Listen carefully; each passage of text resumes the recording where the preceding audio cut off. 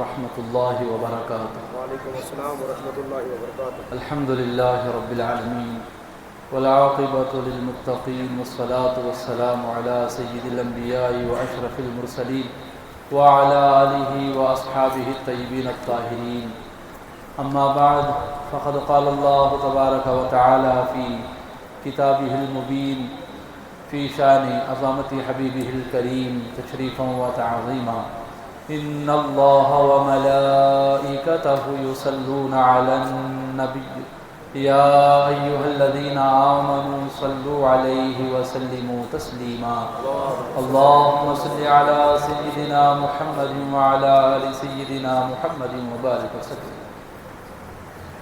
اللہ رب العزت کا بے انتہا فضل و کرم اور اس کا شکر احسان ہے کہ اس نے ہمیں اور آپ کو اپنے پیارے حبیب آقا دو جہاں صلی اللہ علیہ وآلہ وصحبہ وبارک وسلم کی مبارک و مقدس امت میں پیدا فرمایا اور ہمیں آپ کے امتی ہونے کا فخر عطا فرمایا، الحمدللہ علی ذالک۔ آج جو اہم مسئلہ آپ کی خدمتوں میں عرض کیا جانے والا ہے اسے بغور سماعت فرمائیں۔ یاد رکھیں کہ ہم جب نماز پڑھنے کے لیے مسجد میں آ کر امام صاحب کی اقتداء کرتے ہوئے جب صف باندھتے ہیں تو اس صف کے حوالے سے شریعت نے 3 باتوں پر بڑا ہی زور دیا ہے۔ 3 باتیں ایسی ہیں جو صف کے معاملے میں شریعت ہمیں بہت ہی زیادہ تاکید کرتی ہے۔ وہ 3 باتیں کیا ہیں؟ یاد رکھیں، یہ مسئلہ جو ابھی آپ سن رہے ہیں اسے سیکھنا اور اسے یاد رکھنا آپ میں سے ہر ایک پر واجب ہے۔ جو بھی نماز پڑھتے ہیں اور جماعت سے نماز پڑھتے ہیں، صف میں کھڑے ہو کر نماز پڑھتے ہیں، ان پر اس مسئلے کا سیکھنا واجب اور نہیں سیکھنا خود ایک گناہ، ایسا اہم اور ضروری مسئلہ ہے۔ تو یاد رکھیں 3 باتیں جو صف کے حوالے سے شریعت جن کی تاکید کرتی ہے وہ یہ ہیں۔ پہلی بات تسویہ، کیا ہے؟ تسویہ۔ دوسری بات ہے اور دوسری چیز ہے جس کی شریعت تاکید کرتی ہے اتمام، کیا ہے؟ اتمام۔ اور تیسری چیز جس کی شریعت بڑی ہی زیادہ تاکید کرتی ہے صف کے معاملے میں وہ ہے تراص، تیرے الف صاد، تراص۔ 3 چیزیں، تسویہ، اتمام اور تراص، یہ یاد رکھنا ہے آپ کو۔ یہ الفاظ یاد رکھیں گے تو اس کا مفہوم اور جو معنی ہے وہ یاد رکھنا بھی آپ کے لیے آسان ہو جائے گا۔ اب یہ کیا ہیں یہ 3 چیزیں؟ تو یاد رکھیں، تسویہ کہتے ہیں صف کو اس طرح بالکل سیدھی رکھنا کہ جتنے لوگ صف میں کھڑے ہوئے ہیں ان سب کی گردنیں، ان سب کے کندھے اور ان سب کے ٹخنے بالکل سیدھ میں ہوں، بالکل ایک لائن میں ہوں، ایک لکیر میں ہوں۔ ایسا نہیں کہ ایک آدمی آگے کھڑا ہوا ہے دوسرا پیچھے ہے، آگے پیچھے کر کے صف کو ٹیڑھی میڑھی رکھنا۔ شریعت اس پر تاکید کرتی ہے کہ ایسا نہیں کرنا ہے، بلکہ تسویے کے ساتھ یعنی بالکل سیدھ میں کھڑے ہونا، ایک لائن میں کھڑے ہونا، ایک لکیر میں کھڑے ہونا، یہ کیا ہے؟ واجب ہے۔ اگر کوئی آدمی صف میں اس طرح ٹہرتا ہے، کھڑا ہوتا ہے کہ وہ دیگر لوگوں سے یا تو آگے نکلا ہوا ہے یا تو پیچھے نکلا ہوا ہے تو پھر وہ آدمی گناہگار ہے۔ کیا ہے وہ؟ گناہگار ہے، گناہ صغیرہ کا ارتکاب کرنے والا ہے، واجب کا چھوڑنے والا ہے، مکروہ تحریمی کرنے والا ہے۔ کیا کیا ہے دیکھیے، گناہ کرنے والا، واجب کو ترک کرنے والا اور مکروہ تحریمی یعنی جو حرام سے قریب کام ہے اس کا ارتکاب کرنے والا وہ شمار ہوتا ہے۔ اور 3 مرتبہ اگر اس نے ایسا کر لیا یعنی 3 نمازوں میں یا دن میں 3 مرتبہ یا 2 دن میں 3 مرتبہ اس نے اگر ایسا کر لیا کہ صف جو لگی ہوئی ہے اس سے آگے پیچھے نکلا ہوا ہے، اس طرح وہ 3 مرتبہ اگر اس سے یہ گناہ سرزد ہوا تو پھر وہ گناہ کبیرہ کا مرتکب بن جاتا ہے۔ کیسا مرتکب؟ گناہ کبیرہ، شراب پینے والا، زنا کرنے والا، چوری کرنے والا جس طرح گنہگار بنتا ہے ویسا یہ بھی گنہگار بن جاتا ہے۔ 3 مرتبہ اگر اس نے 3 نمازوں میں اس طرح اگر وہ ٹہرا آگے پیچھے نکل کر، تسبیح اس نے نہیں کیا، تو پھر وہ گناہ کبیرہ یعنی جہنم کا حقدار بن جاتا ہے۔ کتنا اہم ضروری مسئلہ ہے، سوچئے ذرا، اس پر آج ہمارا دھیان نہیں ہے، توجہ ہماری اس بات پر نہیں ہے، جیسا ہم چاہیں ویسا صف میں آج کھڑے ہو جاتے ہیں۔ ایسا یہ سوچئے ذرا، یہ صف میں کھڑے ہونے والے کے لیے جب ایسی پابندی ہے تو پھر اب جو بالکل صف کو چھوڑ کر جا کر ایک الگ صف بنا لیتا ہے، جو صف سے دور کنارے کھڑے ہو کر 2-3 لوگ مل کر ایک جگہ کھڑے ہو جاتے ہیں، بکھر کر کھڑے ہو جاتے ہیں، تو پھر وہ کتنے بڑے گنہگار ہوں گے، سوچئے ذرا۔ تو تسویہ اس طرح کھڑا ہونا کہ گردن، ٹخنے اور دونوں کندھے بالکل برابر ہونا۔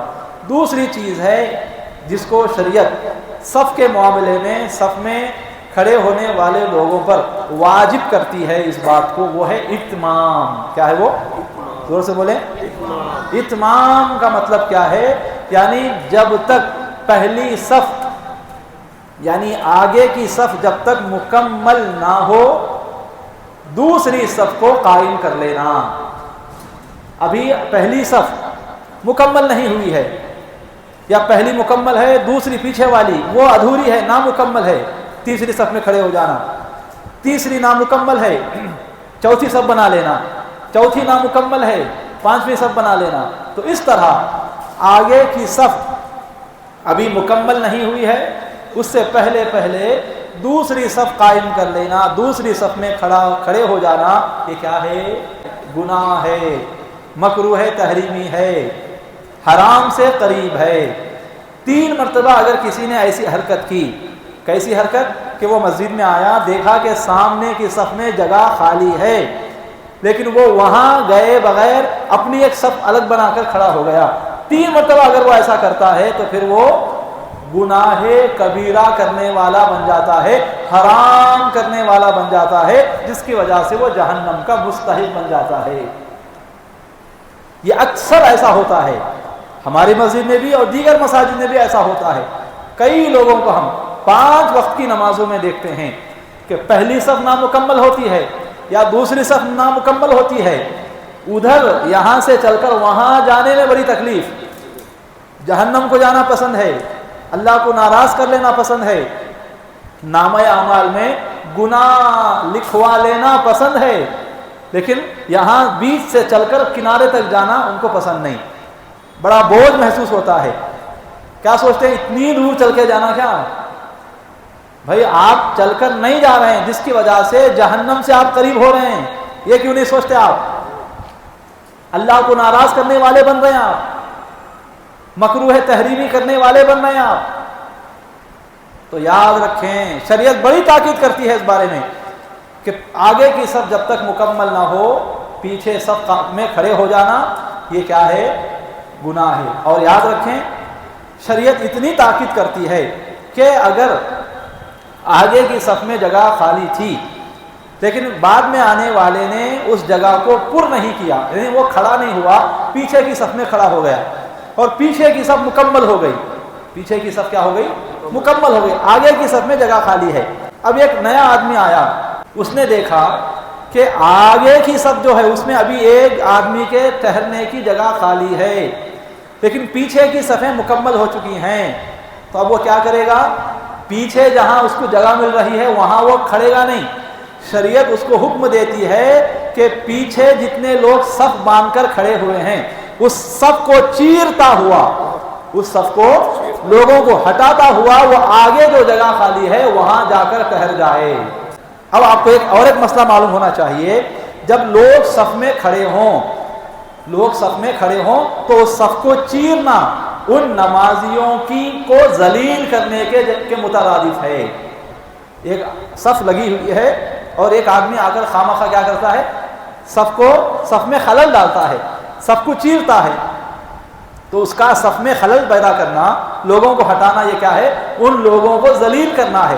شریعت کہتی ہے اب یہاں اس مسئلے میں کہ ان لوگوں نے خود اپنی عزت اتاری ہے، خود ان لوگوں نے اپنی عزت کو پامال کرنے کی اجازت دے دی ہے آگے کھڑے نہ ہو کر، لہذا بعد میں آنے والا اگر وہ دیکھے کہ آگے کی صف میں جگہ خالی ہے تو پھر اب اسے حکم دیتی ہے شریعت کے لوگوں کو ہٹا کر، یعنی ان کو ذلیل کرتا ہوا، ذلیل کرتا ہوا وہ آگے جا کر کھڑا ہو جائے۔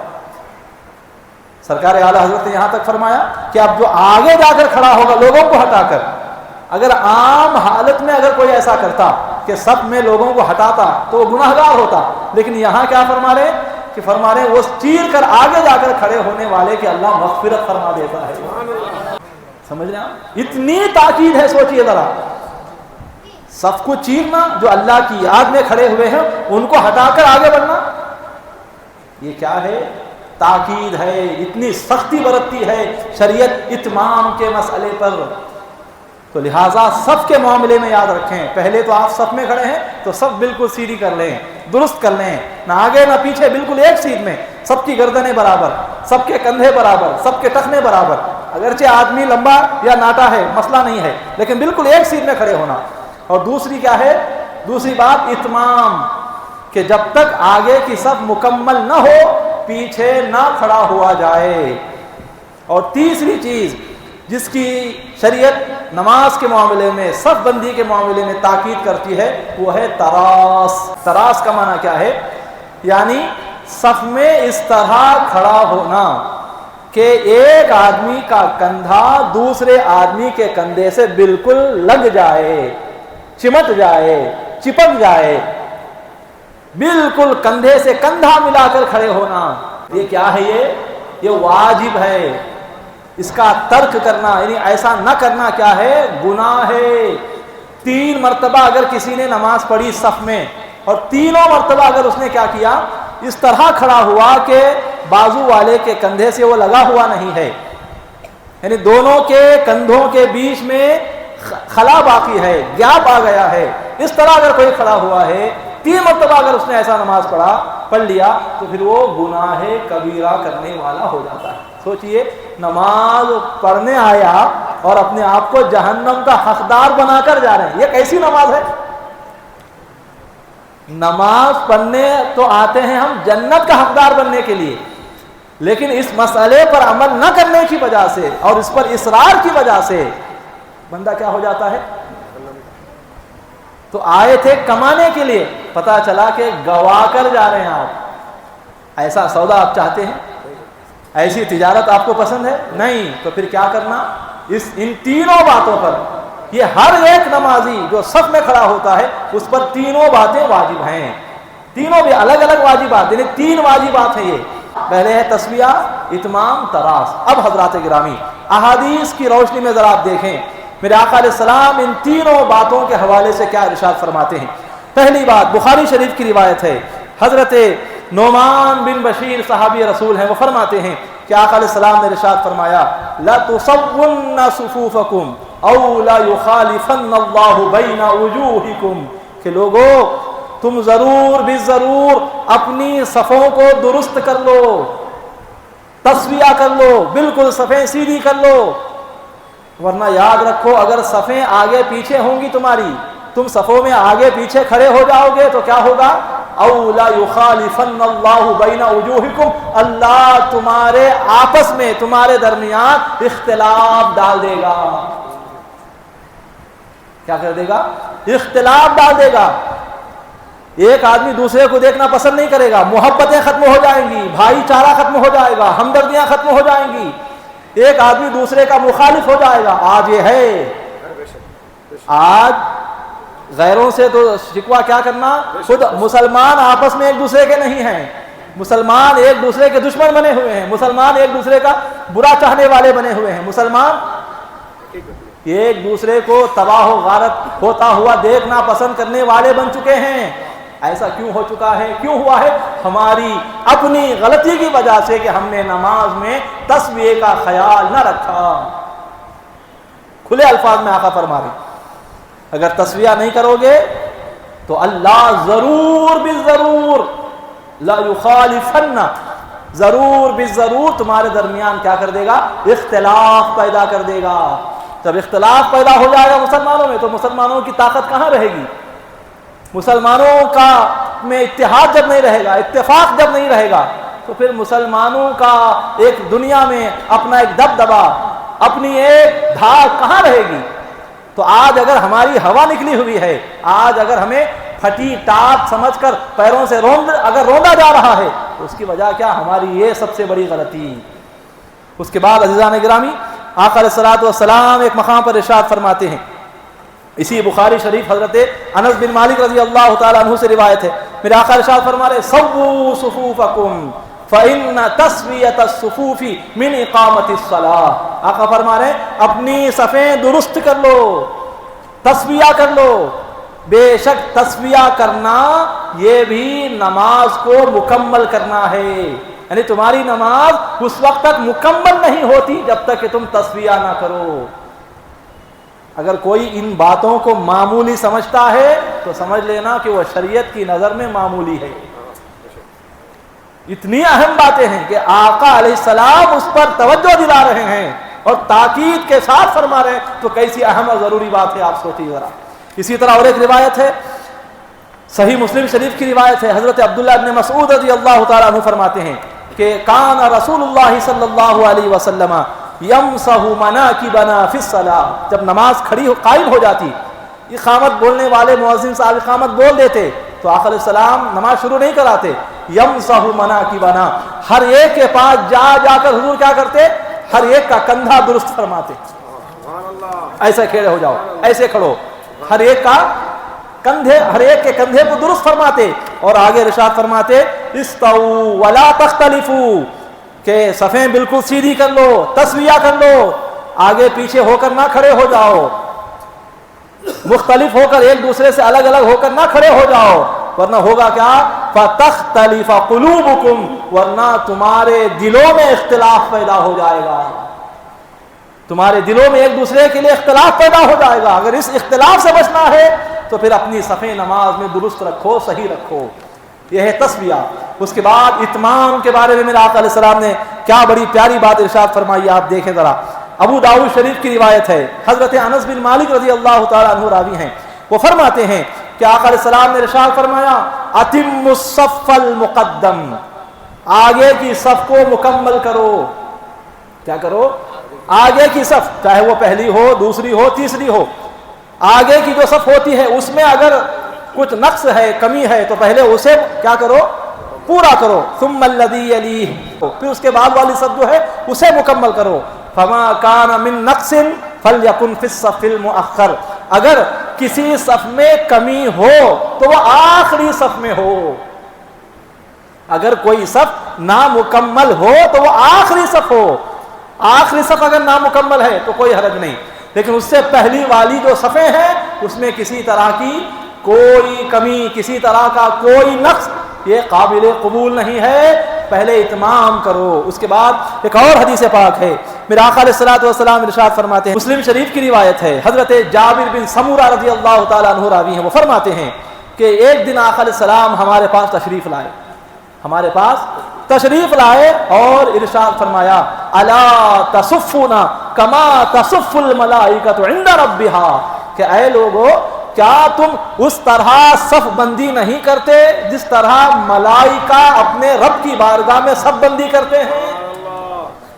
جس طرح فرشتے اپنے رب کی بارگاہ میں صف لگا کر کھڑے ہوتے ہیں، کیا اس طرح تم صف بندی یہاں نہیں کرتے، اس طرح صفوں میں کھڑے نہیں ہوتے؟ صحابہ نے یہ سن کر عرض کیا یا رسول اللہ وکیف تصف الملائکۃ عند ربہا، اے اللہ کے رسول فرشتے اللہ کی بارگاہ میں کس طرح صف بندی کرتے ہیں، کس طرح صفوں میں کھڑے ہوتے ہیں؟ تو آقا علیہ السلام نے جواب میں ارشاد فرمایا یتمون الصفوف الاول ویتراصون فی الصف، کہ وہ اس طرح کھڑے ہوتے ہیں کہ جب وہ صف لگاتے ہیں تو آگے کی جو صف ہے اسے پہلے مکمل کرتے ہیں، اور نہ صرف مکمل کرتے ہیں بلکہ اپنے بازوؤں کو بازو والے فرشتے کے بازو سے بالکل لگا کر کھڑے ہو جاتے ہیں، اتمام بھی کرتے ہیں اور تراص بھی کرتے ہیں۔ عزیزان گرامی، اسی طرح اور بے شمار احادیث ہیں، یاد رکھیں آقا علیہ السلام نے اور ایک وعید ارشاد فرمائی ہے، جو لوگ اتمام پر عمل نہیں کرتے، پہلی صف میں یعنی آگے کی صف میں جگہ باقی ہے لیکن پھر بھی وہ دوسرا آئے گا تو کھڑا ہو جائے گا، یہ سوچ کر وہ پیچھے کھڑے ہو جاتے ہیں، آگے نہیں بڑھتے۔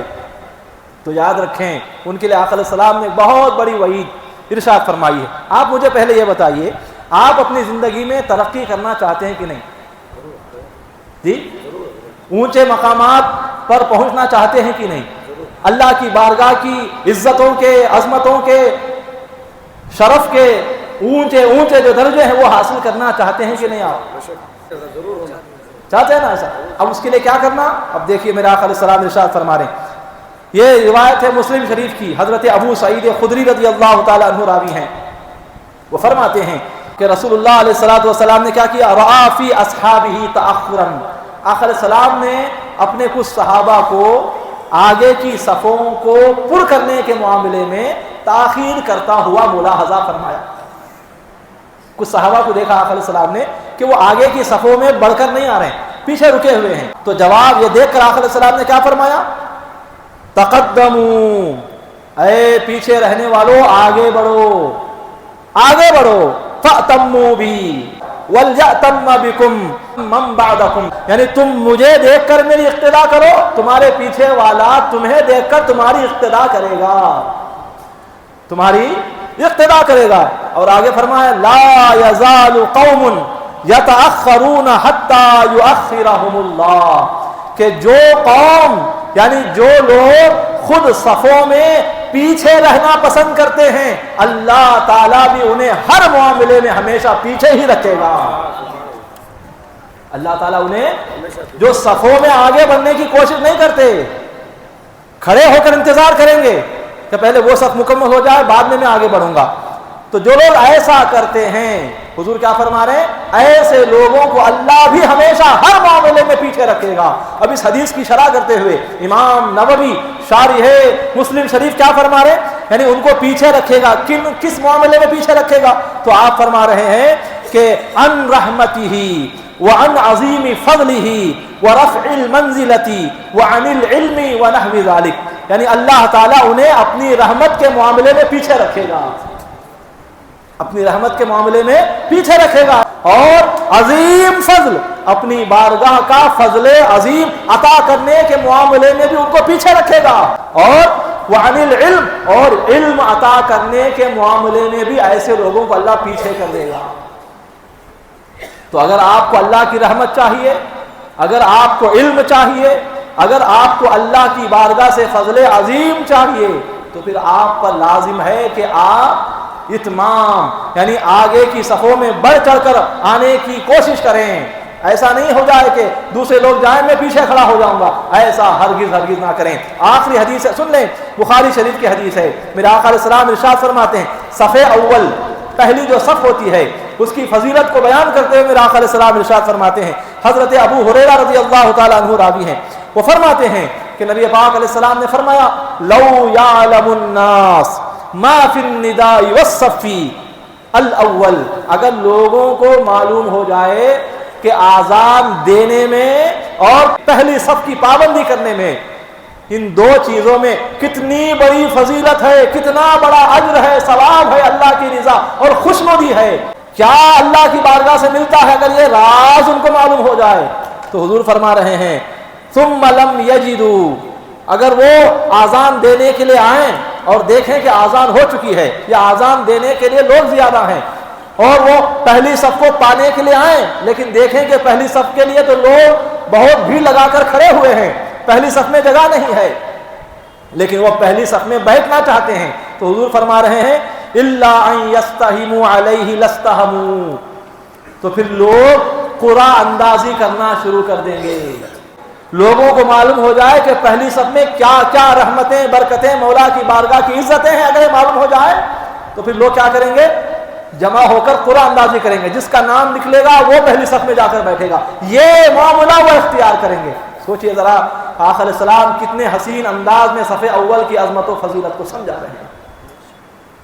تو عزیزان ملت اسلامیہ، لہٰذا ان تینوں باتوں پر، تسبیح، اتمام اور تراس پر بخوبی آپ عمل کریں۔ آپ میں سے ہر کوئی پہلے یہ کوشش کرے کہ میری ذات سے ان تینوں معاملے میں کوئی کوتاہی نہ ہونے پائے۔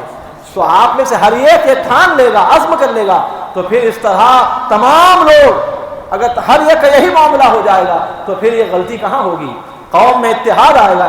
باہر تو ہم مائک لے کر کتنا بولتے اتحاد اتفاق مل جاؤ جڑ جاؤ، یہاں کا نماز میں یہ حال ہے، اتفاق کہاں ہوگا؟ حضور تو ضمانت دے رہے ہیں اتفاق چاہیے، صفوں میں پہلے اتفاق پیدا کرو. صفوں میں اگر اختلاف ہے اور باہر نکل کر تم جلسے کر رہے ہو، جلوس کر رہے ہو، محفلیں کر رہے ہو، کروڑوں کا پیسہ بہا رہے ہو لوگوں کو متفق کرنے کے لیے، وہ سارا پیسہ پانی میں تمہارا جا رہا ہے، اتفاق قائم ہونے والا نہیں ہے. اللہ رب العزت کی بارگاہ میں دعا ہے کہ مولا تعالیٰ مجھے بھی آپ کو بھی کہنے سننے سے زیادہ عمل کی توفیق عطا فرمائے.